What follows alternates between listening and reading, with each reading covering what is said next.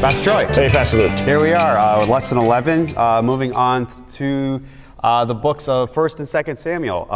And so we're going to get to meet Israel's first king. But before we get there, last time we went through the book of Judges and how there was a cycle of a catastrophe after catastrophe after catastrophe. And the book really ended really not good, like in a really bad way. Yeah, in 17:6, and then the last verse in chapter 21, whatever it was. Yeah, verse 25 of chapter 21 in the book of Judges says, "In those days there was no king in Israel. Everyone did what was right in his own eyes." That's a problem. Yes. People doing things right in their own eyes is contrary to what's right in God's eyes. And so the people of Israel, as we talked about, they forgot who God was. They forgot his promises, and they broke the covenant, and they're rejecting God. They're worshiping false idols, and they're committing horrible sin, violence, all sorts of, the book ends with a civil war among the people of God. It's terrible.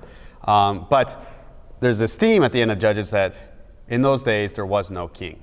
It's kind of a repeating thing that is setting the stage for what we're going to talk about today in 1 Samuel, where Israel gets their first, or we're going to talk about their first two kings. Well, they need a king, yes. And ultimately, really, if they're doing everything that God has told them to do and being who God is their king. Yes, yes. But because he's not physically with them, they forget. And so it's good to have a king. You shouldn't be your own king. Yeah. So then God, the best thing for them is to have a king who is a king after God's heart or reflects the things of God to them. Yep. Absolutely. We'll talk about that in a little bit. So let's turn to the first couple chapters in the book of 1 Samuel. Okay. So Samuel begins with the birth of Samuel. Yeah. So his mother, Hannah, was a lady. She was unable to have children. She was barren, and this made her very sad and upset. And the first chapter, she is praying to God, "God, please give me a child. Please give me a son." And she says, "God, if you give me a son, I will devote him to service in your tabernacle." And so eventually, Hannah conceives and she gives birth to Samuel. So it's kind of a cool story. It's a miracle. God blesses Hannah with a son, and she names him Samuel. And I want to pay attention to a couple verses in chapter 2. So Hannah says this prayer after she gives birth to Samuel. She gives this prayer, and there's some themes in there that will be highlighted throughout the rest of the book. So let's take a look at verses 6 and following. "The Lord kills and brings to life. He brings down to Sheol," that's the grave, "and raises up. The Lord makes poor and makes rich. He brings low and he exalts. He raises up the poor from the dust. He lifts the needy from the ash heap to make them sit with princes and inherit a seat of honor. For the pillars of the earth are the Lord's, and on them he has set the world. He will guard the feet of his faithful ones, but the wicked shall be cut off in darkness, for not by might shall a man prevail. The adversaries of the Lord shall be broken to pieces. Against them he will thunder in heaven. The Lord will judge the ends of the earth. He will give strength to his king and exalt the horn of his anointed." So this is a poem, a prayer that Hannah says in thanks to that she's given birth to a son. And in this prayer, she's talking about how God raises up the lowly. He raises up those who are humble. But conversely, he brings down those who are prideful. It's a reversal. Yeah, he brings down those who are wicked. And this is a theme that we will see multiple times throughout the books of 1st and 2nd Samuel. We'll see it with the first king, Saul. He starts off really well, but then he screws up. He rejects God, and God brings him down. And then we have King David, a man after God's own heart. God raises him up, a lowly shepherd. But then David, he screws up, and God brings him down. Now, he repents, unlike Saul.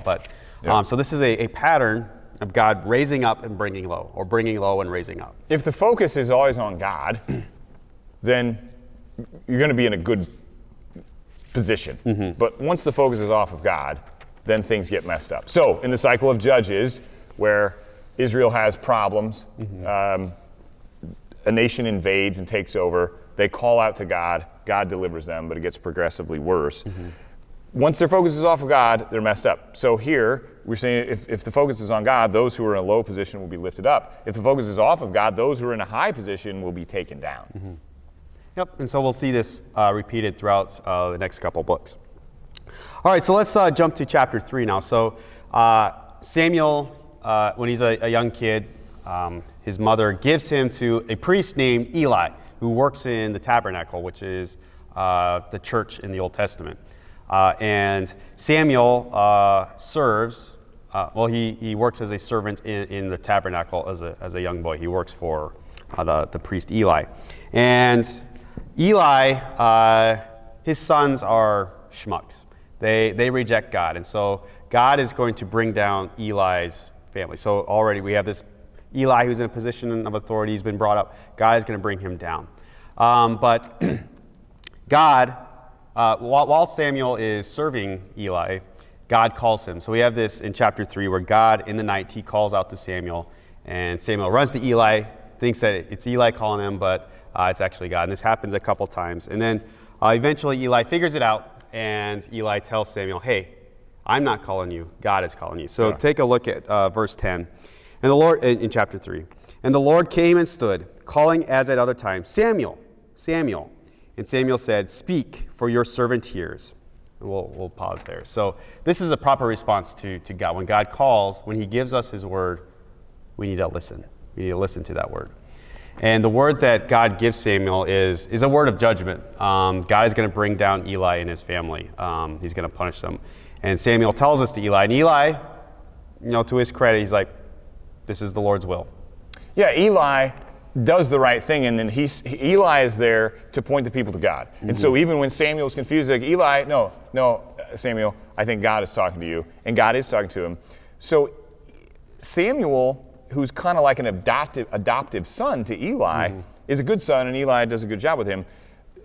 Eli's other sons, trivia point for their son, the names? Hophni and Phinehas. Phinehas, yeah. Hophni and Phinehas. We'll put that in the quiz.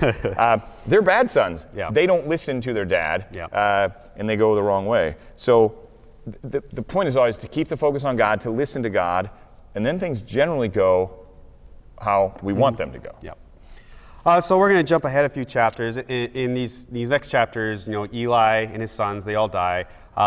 Israel's enemies, the Philistines, they come to power and they steal the Ark of the Covenant for a while, but eventually the Israelites get it back. And so the Philistines are going to be a thorn in the flesh to the side of Israel for quite some time. But in the meantime, let's jump to chapter 8 then. So as we said, Israel has no king. Right now, they're basically the de facto leader is Samuel, who is a prophet. He works in the temple or the tabernacle, so he's kind of like a priest. He's also like a judge. He's also a judge. Yeah, he's a ruler. And so in chapter 8, taking a look at verse 4 and following, then all the elders of Israel gathered together and came to Samuel at Ramah and said to him, behold, you are old, and your sons do not walk in your ways. So again, even Samuel's sons, they don't follow God. Yeah, well, it says in 8 verse 1, he made his sons judges over Israel, but they weren't good judges. Yeah. They were bad judges. So picking up, now appoint for us a king to judge us like all the nations. But the thing displeased Samuel when they said, give us a king to judge us. And Samuel prayed to the Lord. And the Lord said to Samuel, obey the voice of the people and all that they say to you. For they have not rejected you, but they have rejected me from being king over them. And we'll stop there. So the people of Israel, they want a king, which in itself isn't necessarily bad. It's not a bad thing to want a king. Yeah. But the problem is they want a king like all the other nations around them. What kind of king do you want? Yeah. And so they want a king like the Philistines have, or the Moabites, or the Ammonites, all of their neighbors who are all pagans. They don't worship God.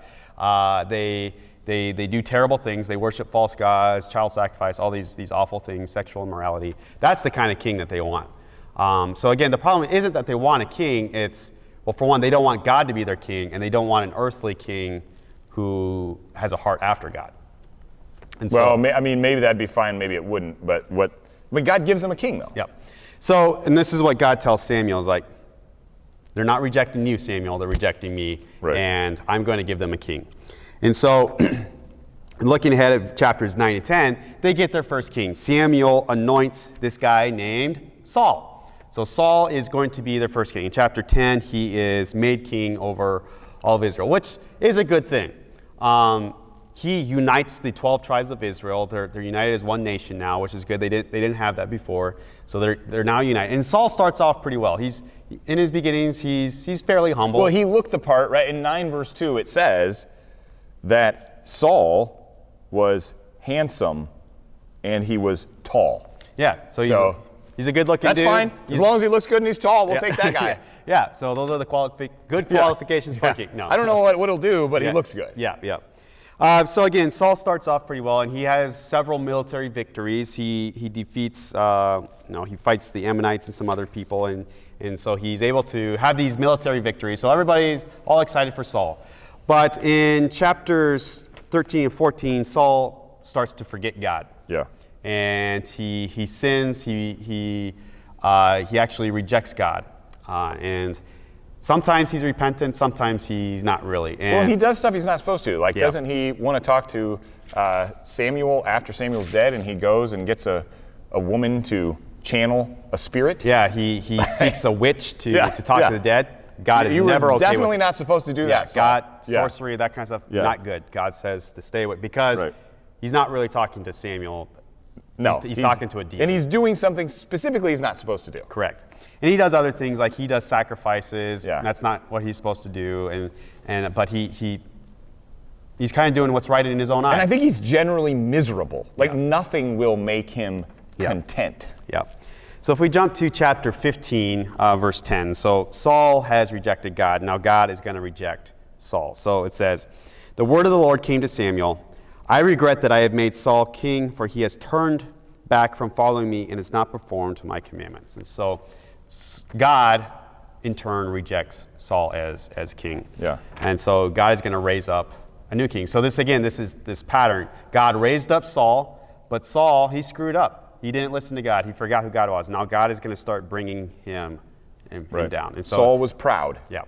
And so now he's going to raise up somebody else to be a king of Israel. And so in chapter 16, this is where we meet Israel's next king, when he's just a young man, a guy named David. And so Samuel goes out and he meets David and he anoints him. Anointing was something to kind of signify this is a special person. In the Old Testament, a lot of times kings are anointed. So David is anointed here. He doesn't become king for quite some time, but he's anointed to be Israel's next king. So anointed or chosen. Yeah. So in chapter 17, we have what's probably the most famous chapter in the book of 1 Samuel. This is the big battle between David and Goliath. So Goliath is one of those Philistines. We talked about them earlier. They're kind of the arch enemies of the Israelites. And Goliath's big dude, giant, over 9 feet He's tall. impressive. The Philistines and the Israelites are in this valley, and they're getting ready to fight. And Goliath is, he's smack-talking Israel and the God of Israel. Right. And David, he shows up and he hears this. He's like, what the heck? Yeah. Why are you all letting this buffoon smack-talk Israel and our God? And so nobody else will fight him because they're all scared. But David, he trusts in God, and so he will go fight Goliath. So if you look at verse 40 in chapter 17, "Then David took his staff in his hand and chose 5 smooth stones from the brook and put them in his shepherd's pouch. His sling was in his hand, and he approached the Philistine. And the Philistine, that is Goliath, moved forward and came near to David, with his shield bearer in front of him. And when the Philistine looked and saw David, he disdained him, for he was but a youth, ruddy and handsome in appearance. And the Philistine said to David, 'Am I a dog that you come to me with sticks?' And the Philistine cursed David by his gods. And the Philistine said to David, 'Come to me, and I will give your flesh to the birds of the air and to the beasts of the field.' And David said to the Philistine, 'You come to me with sword and with a spear and with a javelin, but I come to you in the name of the Lord of hosts, the God of the armies of Israel, whom you have defied.'" And we'll pause there. So some more trash talking. Yeah. And Goliath is making fun of David because he's just a little guy. But David's like, you're coming with me with all these weapons, but I've got God on my side. Well, and didn't Saul want to give David his armor, but David's too small and can't use it anyway? Yeah. He says, "I can't use that." Yeah. So he just trusts God's with me, and he goes without hardly anything. Yep. 5 rocks and a sling. Yeah. All right, so let's take a look at verse 48 then. "When the Philistine arose and came and drew near to meet David, David ran quickly toward the battle line to meet the Philistine. David put his hand in his bag and took out a stone and slung it and struck the Philistine on his forehead. The stone sank into his forehead, and he fell on his face to the ground." So David slings, Bam, right in the forehead, kills Goliath. And so God, through David, has a great victory for the people of Israel. And so this is, again, God raising up David, because David, after this, he becomes very popular with the people of Israel. He had a mighty victory. He went and cut Saul's head off. He did, And yes. then he showed it to the Philistines, and they were afraid, and they ran away. Yeah, so a mighty victory for David here. And even Saul's own son, his oldest son, Jonathan and David, they become very close friends. We see that in chapter 18. David marries one of Saul's daughters. So things are going pretty well for David. But Saul, as you said, he's a pretty miserable person. Yeah. He's rejected God. And Saul becomes very jealous of David. Yeah. And in 19, he even tries to kill David. Yeah. He tries to kill his own servant, someone who won a mighty victory for him. Saul now tries to kill him. And he's trying to kill the one who was sent by God, who was chosen by God to save him. So, but sin is not rational. It Yeah. doesn't make sense. Yeah. And Saul is in a really bad place. He is. And so, Saul tries to kill David, and David eventually he flees. He's got to run out in the wilderness to hide from David or from Saul, and Saul is hunting him, trying to kill him. Yeah. And this is, we won't talk about it much here, but David is the author of many of the Psalms. Yeah. And when David is on the run from Saul, hiding out in the desert, out in caves and stuff, this is when he writes a lot of the Psalms that we have in the Bible. Yeah. And so Saul is trying to kill him. He's hunting him. Twice, David has an opportunity to kill Saul. But David knows that Saul, even though he's a schmuck, he's still the Lord's anointed. Right.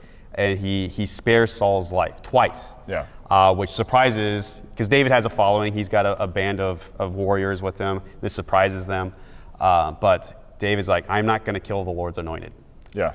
So David, even though he has multiple opportunities to rid himself of this problem, he does the brave thing, the courageous thing, and lets Saul live. Yeah. Which is pretty incredible. So we're going to jump now to the end of the book, chapter 31, which ends in tragedy for Saul. Saul is in a battle, and he's wounded, and he eventually kills himself, and all of his sons die. So David's good friend Jonathan also dies. So Saul's life ends in tragedy. God, has turned away, and he's brought him low, and this is what ends up for Saul, that he is no longer king because he's dead. Yeah. And so we're going to get into the first couple of chapters of 2 Samuel here, just the first few chapters. In chapter 1, when David hears that Saul has died, David mourns. He laments. He is sad that Saul, even though that he tried to kill him, he is sad that Saul, and especially his good friend Jonathan, are both dead. Yeah. And then, just jumping ahead to, in chapter 2, David is anointed king of Judah, which is one of the tribes of Israel. And in chapter 5, he is anointed king of all of Israel. And we'll pause there. Yeah. We'll pick up the rest of David's life in the next lesson. Any final thoughts?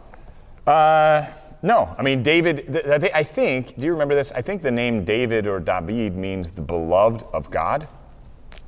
Sounds good to me. Well, he is a beloved of Yeah. God, and he does have a heart after God's own heart, and as we'll get into and see in some of the Psalms, where Saul did not change his ways and turn back to God, David, who falls into some of the same traps, Yep. he does turn back to God. Yes. And that is a good thing. Yeah, we'll see that next time where David does repent when Yeah. he sins. Yeah. All right, we'll pause there and we'll see you next time. All right.